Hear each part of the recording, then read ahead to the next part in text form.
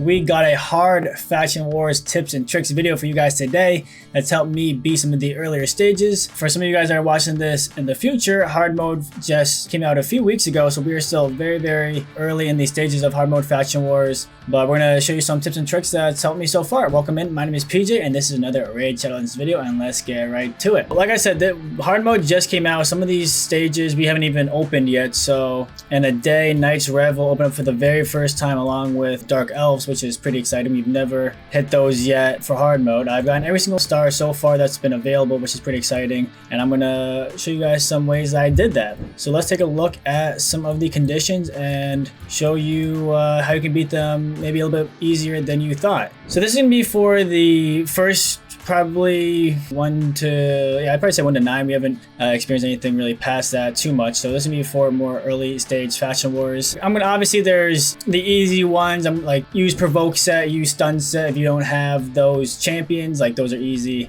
We're not gonna really go in depth with those. We're gonna try to do a little bit more ones that you might not know about. Hold up guys, now is the perfect time to click on my link in the description and get a free Karato as well as 4 more insane free epics as you level up. Here's how to do it. Step 1, log out of Player and Play on PC and uninstall. Step 2, click the link in the description and register with a brand new email. Step 3, launch raid and complete the tutorial. Step 4, go to the inbox and claim your first champion.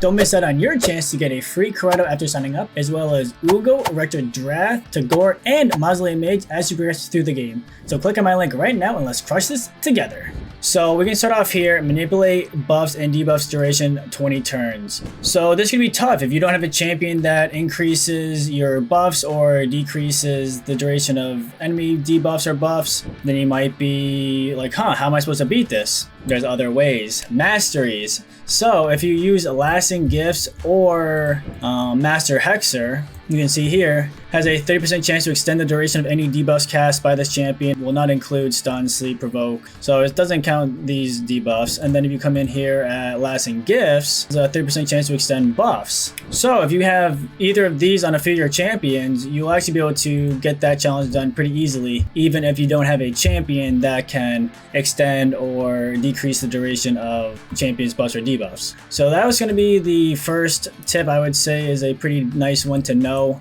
I think a lot of people might be struggling with that one, be like, oh wow, that's gonna be a really tough one. I don't have any champions that can do that. You throw a few people in with Master Hexer, lasting gifts, and it should be pretty easy to do. So another one that we're gonna mention, the 40 leech. So this isn't necessarily landing 40 leech debuffs, which could seem like a lot, like wow, that's 40 leeches, that's a lot. You just have to get 40 hits on a leech debuff. So this is for Banner Lords, but it also happens in Ogren. So we're just gonna use Ogren as an example because it's a little bit easier and it shows it.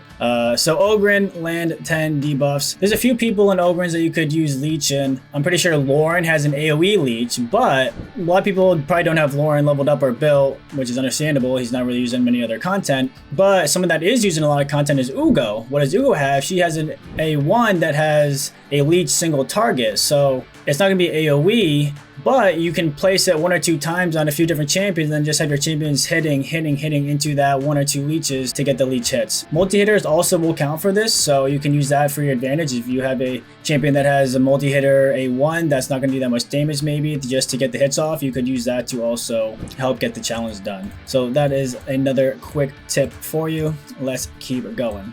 So obviously provoke stuns, we don't have to talk about those. Manipulate turn meter 40 times. So this one, a lot of these, it doesn't really say it, but you'll come to realize as you're doing it, so when you just read this manipulate turn meter 40 times, you might first initially think you have to manipulate the enemy's turn meter, like you have to bring decreased turn meter, but it also works as increasing turn meter. So you can bring decreased turn meter or increased turn meter, and this will also get that done, so don't feel like you have to bring decreased turn meter. The other thing that can be really helpful with this one is Evil Eye. So decreases the turn meter when this champion hits them with their default skill for the first time, decreases it by 20% with a single target, 5% if it's an AoE. This works for that challenge as well, so if you have a champion with Evil Eye or a few champions with Evil Eye, especially AoE, come in and hit them. Each champion is a different time it would proc, so you could get that done pretty quickly just with Evil Eye, even if you don't have any increased turn meter or decreased turn meter champions in that faction. So don't feel like you can't do it just because you don't have it. There's other ways around it. So a lot of these strategies you'll be able to use in other factions once you understand like kind of how they work. Healing, here's a good tip. Over heals count, so you don't have to. I've heard people saying that they were letting the enemies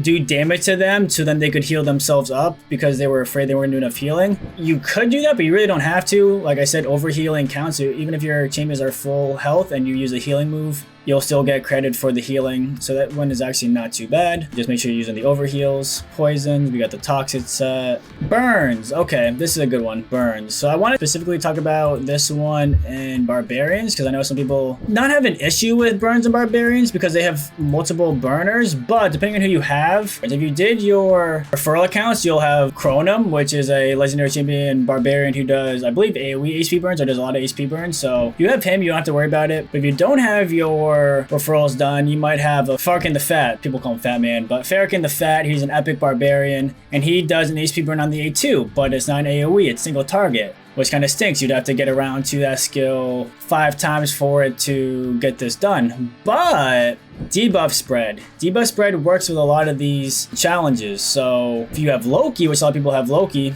and Farkin the Fat Man epic, you can put the HP burn out, then have Loki come in after and spread the HP burn, and that spreading the HP burn will count for the debuffs landed. So you can do this in pretty much the first wave. Have Fat Man go, Loki go in right after, spread the HP burns. It could be some RNG if you don't spread the HP burns, so you might have to try it a few times, but this strategy would definitely work. You can also do that with poisons as well. You can spread poison. I don't think you can spread stuns or provokes. Freeze, I'm not quite sure, but burns and poisons you can definitely spread, so be on the lookout for that if you're struggling and being like, oh, I have to reset or use reflex or relentless to get back around. You could do that, that is some options, but you can also use debuff spread, which is very nice, so keep that in the back of your mind. This one might be annoying for some people. Ally attack skills or counterattacks. I would say if you don't have a champion that does either of those, make sure you're looking out for sets and gear sets. We have gear sets, we have accessories, counterattack accessories, masteries as well, counterattack masteries, which would all count for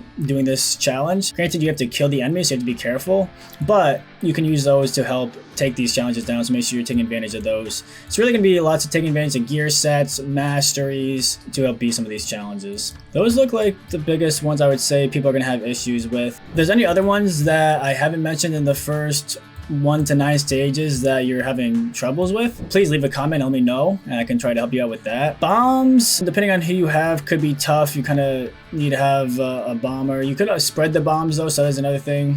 You can spread bombs, which could help you if you have a single target bomber. Be on the lookout for that. Sleep, you can use the set as well, day set. Not many people have day sets, so you might actually be smart to be on the lookout for at least one decent sleep set, which is crazy. I never thought I would say that your enemy's gonna use a day set, but it's actually true. Same thing with freezes. If you don't have a champion that has freeze in the kit, you can use frostbite or freeze. The freeze set could help you out with those. Hex, you could do the hex set, curse set, so it shouldn't be too much of an issue. Manipulating skill cooldown. So this one, you can either, if you don't have a champion that can do it, then you can either do masteries or sets also can help you. Merciless, reflex, impulse could all be really good sets, and then certain masteries can help you reset your skill cooldowns or lower your skill cooldown, so those could be really nice if you need help with doing those. So be on the lookout for that. And then again, these are just really for stages 1 through 9. I haven't really gone through any of the other ones. We still haven't even faced a boss yet,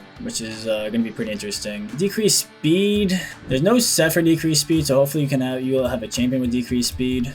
Yeah, I would say those are the major key tips and things that help me beat the first like 1 to 9 stages. You can see here we're just still on stage 3, barely getting to stage 6. I think 6 is the highest stage we've got to yet.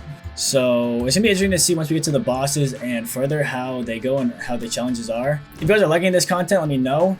Again, please leave a comment if this helped you, if there are any other specific challenges that I didn't cover that you need help in. I can try to cover that in a separate video. Thank you guys for watching, and we'll see you guys next time. Peace!